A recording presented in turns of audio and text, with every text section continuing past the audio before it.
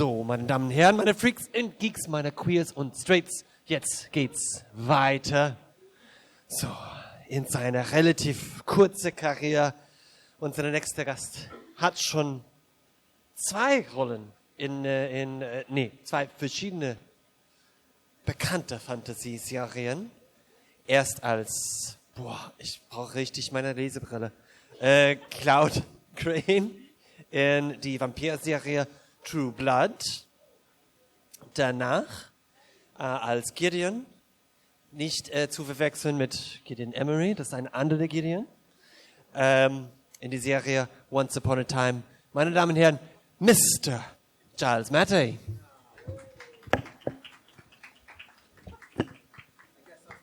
Yeah. Okay, great. But normally they clap a little bit louder. Yeah, come on, yeah! Well done. Bravo, have a chair. Hello. Team, my teammate from Team, what were we? Team G. Team G. We weren't last. But we weren't first. Yeah, but we weren't last. High five. Yeah. How you feeling today? I'm feeling very good. I've never been to anything like this. Really?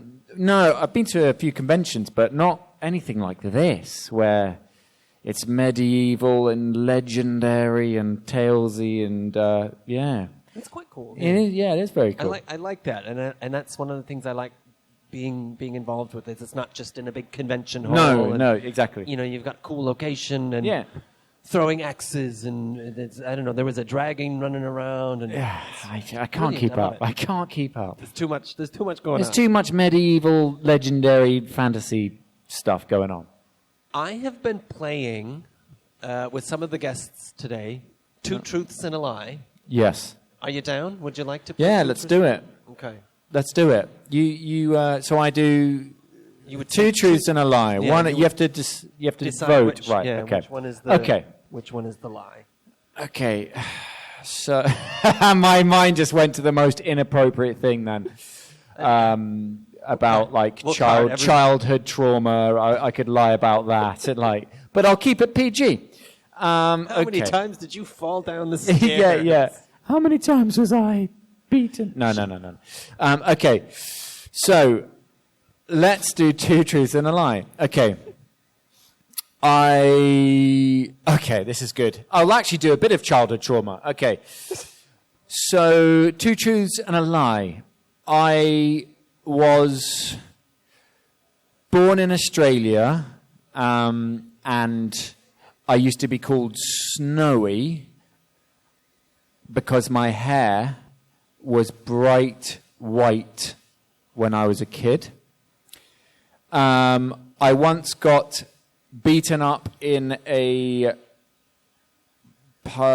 school toilet, and then the last one is I once got to the last table of a Las Vegas poker tournament. Ooh. Now I didn't write it down. You can't remember it. Bloody hell. Yeah, the thing is, of course I've looked to see where and when you were born, doing my homework, but I didn't write it down, so I don't know. But I think that's true because I think I read that you were born in Australia. Okay. And I would believe that you were called Snowy because I had a cousin who had blonde hair as a kid. Okay. And then it turned brown, and for a while he had like a blonde stripe in the hair. Oh. And then it went full brown. I've never seen it in anybody else before. Okay. So I would believe that. Okay. I would also believe that you made it to the last table in a poker tournament. I have no reason for that. It's only the way that you explained the second one. Because you said you got beaten up in a school. You changed the location. So I think that one is the lie. So you have made it to the end of a tournament and have been born in Australia. He's wrong. I did get beaten up in a school toilet. I was born in Australia, so you got that right. But I did not get to the last table of a poker tournament in LA. I almost got to the last table. So, come on, mate. Do better. bastard. Well, very well. Very well done. Well done. Well done. So, of course, you win. Yeah. Thank you. You're welcome. Question. Have we reached peak TV? Way past peak TV. I don't know if you guys agree, but actually, I think the standard... I would say this, wouldn't I? But I do think the standard has peaked, and I do think that there's more crap that gets put out there than quality, because there's an abundance of choice, so the quality level is so low. Way back when, you only had 5 channels, you had the movies, and that was it. Now we've got everything, and I just think they put any old rubbish out. Okay, that's a good way. Yeah, I could see that. I'm not going to say whether I agree or not. That's okay. Because I do agree. And I don't want to get in trouble for agreeing. But yeah, you're right. I mean, there's so much, and because everybody, and we talked about this a little bit earlier, because everybody is now making their own content. Yes. Which is nice because you have choice, but then yes. you're pushing out so much. It makes it difficult. But for me, peak TV is Game of Thrones is like the last communal TV. Yes. Things like Lost. Things like Emily DeRaven, Lost. Brilliant. Brilliant. She's brilliant. Until she went crazy and had the stick baby. I never watched it. I've never watched Lost. Wow. I don't watch a lot of TV because I think most is terrible. Yeah. But that's just me, eh? And how do you know what put Emily in your mind then? Because you obviously haven't been watching my TV shows. No, I haven't. Because you would know that she plays my she's in mom. Shit. Hasn't done his homework. Sorry. Hasn't done his homework. I'm sorry. That's fine. But yeah. I'm gonna go crawl under a chair now. I'm going to that's true. banish you. Banish me over there. To the dungeon. To the dungeon. The dungeon's over there. Oh, okay. You're right. Oh, God. But yeah, I mean, that Once Upon a Time, True Blood, like everything was big, quality, and you're right, there wasn't so much to pick from. Yes. It was taken time. Yes. Big budgets were given to stuff. Yeah. We are beyond peak TV. Yeah, I think that you guys... That's one thing that I do think Hollywood gets really wrong, by the way. I think it really underestimates the intelligence of the audience. And I know this is getting quite intellectual, but actually, I think they take you guys for idiots these days, whereas before, the people that made the decisions would be more likely to say, no, that's terrible. Of course, the fans aren't going to like that. But now it's just like, yeah, they'll take anything. And actually, that's why Disney, the stock is going down. Okay, fine, whatever. We're being controversial here. Yeah. Now I'm distracted because ADD and all that. You have a small tattoo. Yes. Here. Yes. I'm not going to say what it is. I'll let you say what it is and explain it if you would like. No, I will. will. Have to. It's really embarrassing. Oh, yes. Then, yes, please. All of my tattoos, apart from 2, I've got so many, and this is one very embarrassing story. How many do you have? I have about 20. Wow, okay. Yeah. So later, ask him to take his shirt off and show all the tattoos. So, fine. I'm anyone's. So, it's really embarrassing because it stays with you forever, right? So don't get tattoos unless you are absolutely sure. Because I was once in love with a girl, but I really wasn't. Good-looking girl, lovely. She was a singer, a Scottish singer, and I was like, oh, but I live in LA and you live in England, so what shall I do? We're in love, but I've got the heart behind my ear because we're always on the phone. Pathetic and embarrassing. And then, of course, we broke up like 3 months later. That stays with me forever. So that's a waste. There's another embarrassing tattoo that's massive on my chest of the theatre masks. What I didn't know is I said to the tattoo artist, I said, oi, can I have that? Go on. And then he was like, yeah, that'll be $100. And I was like, that's a bit cheap, but sure, go for it. So not only is the quality bad, I then find out that what I've got tattooed onto my body forever is that is not just the masks. It is a Mexican gang tattoo on my body forever. So that's great. So there's the the heart behind my ear, which was for a girl that I didn't love, that's with my body forever. I've got a Mexican gang tattoo. I've got really fine line wording. It's very nice. I lost my dad when I was young, but it's very nice. But because I was cheap and I didn't want to spend a lot of money, I got it written here, and you can't read it now. So now it just looks like 2 lines of rubbish. It just looks like 2 lines. So, not that you're asking for it, just don't rush into tattoos. And if you do, spend the money wisely. Like, actually spend some cash on it, because you get what you pay for. That is good advice. I will agree. That's good advice. Not that you're asking for advice. You're all grown-ups. I'm no one. Literally, I am no one to lecture you on how to live your life, okay? I was just in a TV show. You are way more capable than I. But I will say, spend the money wisely on tattoos if you're going to, and make sure they're not Mexican gang tattoos. No. Make sure they are Mexican gang tattoos, please. And when you fall in love with someone, you might not be in love. Just think twice before getting it permanently engraved on your head. But imagine if you had gotten her name. Oh, we haven't even finished there. I got, so a girl that I was in love with, and yeah, it was a bad breakup, blah, blah, blah. Her name was, she was an actress, good-looking girl, lovely, not a bad word to say about her. We're in a public space. Emily Raven. Her name was Hannah Rose Ware, okay? Hannah Rose Ware. We were together for about 3 years, and I got a rose tattooed on my chest here, and I'm like, okay, that's fine. But then, as one of the petals, I got an H, and we broke up. So then another visit to the tattoo artist, and I said, can you make the H into a, just like get rid of it somehow, like squiggle it in? So again, permanently on my body forever, when it didn't last. Do you see, I've got a pattern here. Yeah.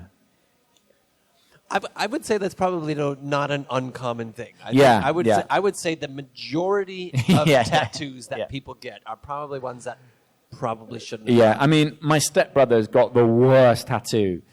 He's a singer in a band, but you're all very young, and in the best way. Not patronizing, but you're all young. And this band did very well in the early 2000s, which is probably before you were all born, which is really depressing to me.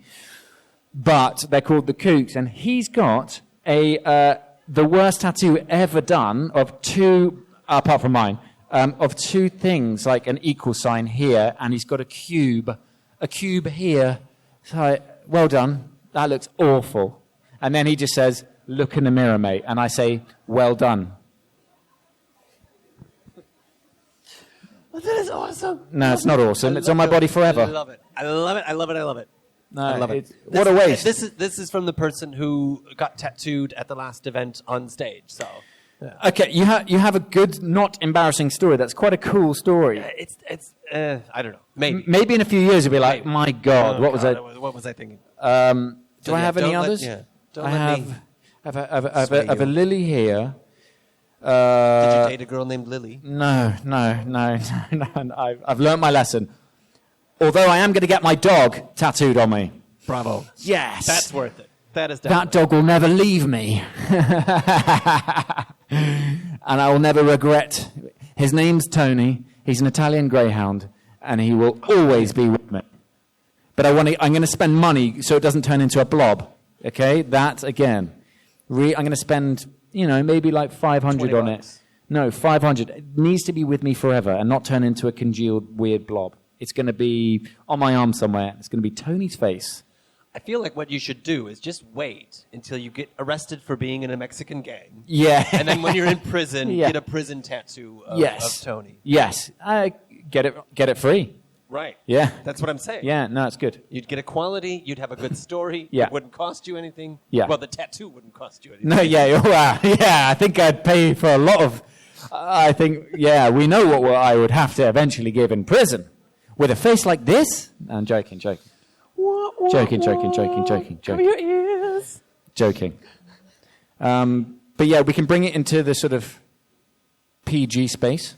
Well, let's bring it into fantasy space. Fantasy space. Because I want to know, That can be pretty non-PG as well, by the way. That's true. But let's bring it into fantasy. PG fantasy space.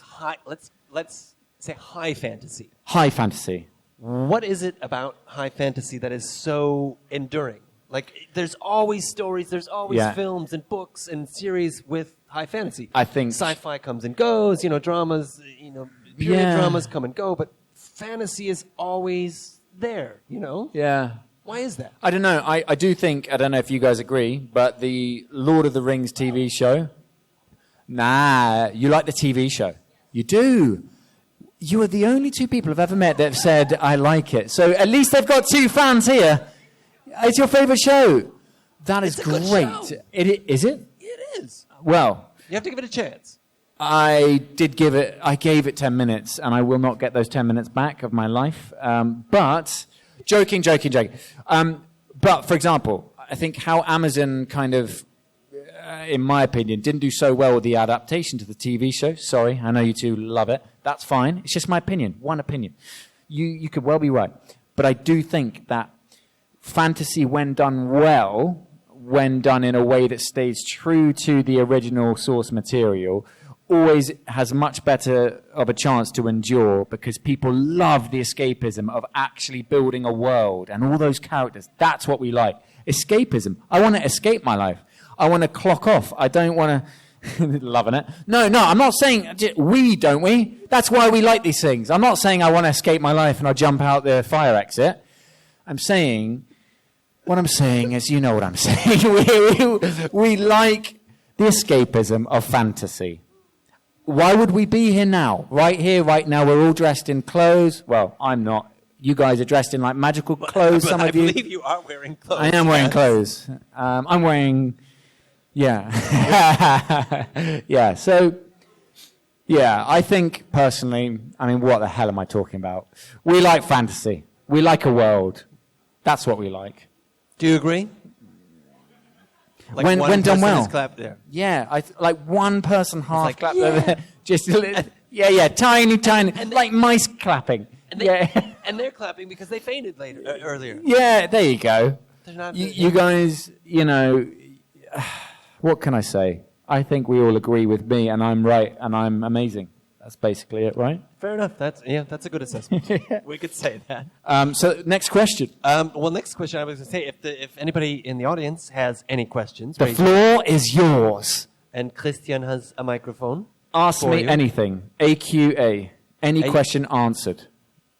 AMA.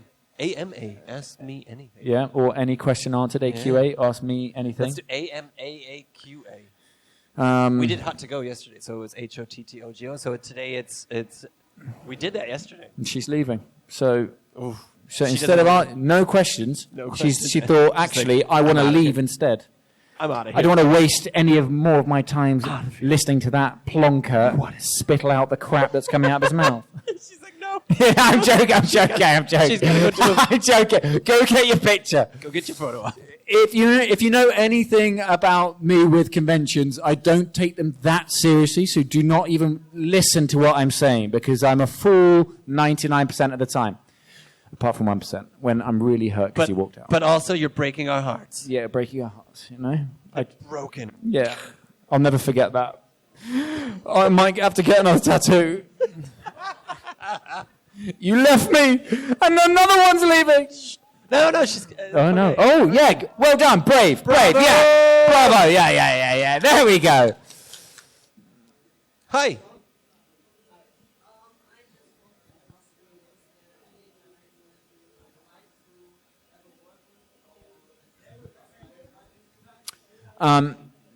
The question is a very good question, and it's a very above-board question, and it's PG. I like it. Well done. And bravery for standing up and speaking. Well done. Okay.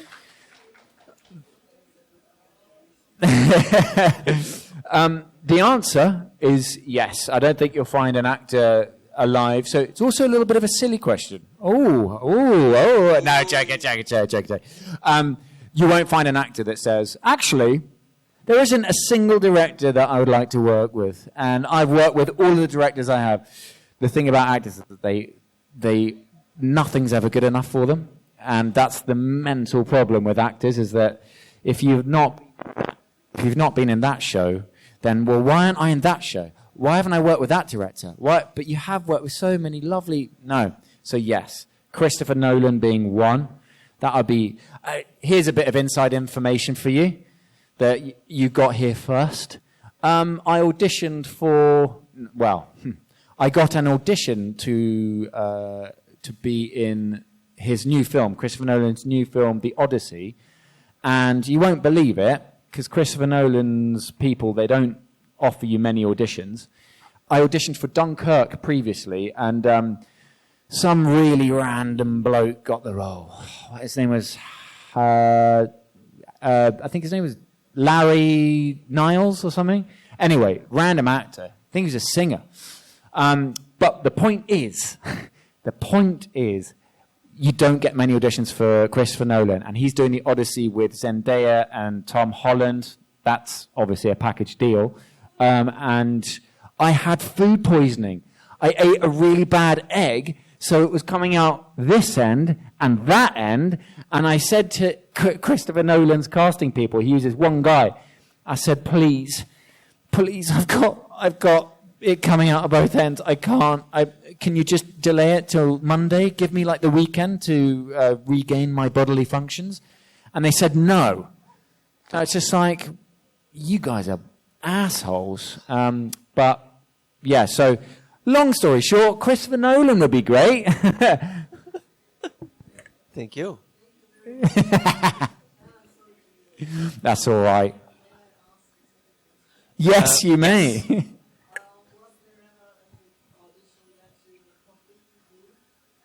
Besides the one where you exploded.